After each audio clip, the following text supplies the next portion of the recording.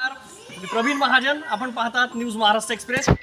एरंडोल शहरातील ही अष्टविनायक कॉलनी आहे आणि या अष्टविनायक कॉलनीमध्ये आज निशुल्क ध्यानस्थ पिरामिड सेंटरतर्फे निशुल्क शिबिर घेण्यात आलं आणि देवी आणि नागर नवगजे नवा विचार त्यांनी आपल्या या कॉलनीवासींना दिलेला आहे।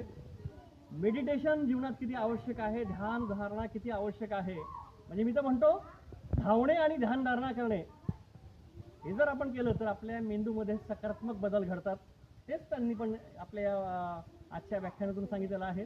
खूप छान। आणि नगरसेवक रवींद्र संतोष महाजन आणि संतोष महाजन भेंडीवाले यांच्या सुकन्या जयश्री महाजन, जयश्रीनं हे सर्व कंड केलेलं आहे। आजचा हे शिबिर कंड केलेलं आहे। यापुढे देखील याच कॅम्पसमध्ये हे शिबिर दर आठवड्याला एकदा संपन्न होणार आहे आणि यासाठी खास डेली असणार आहे।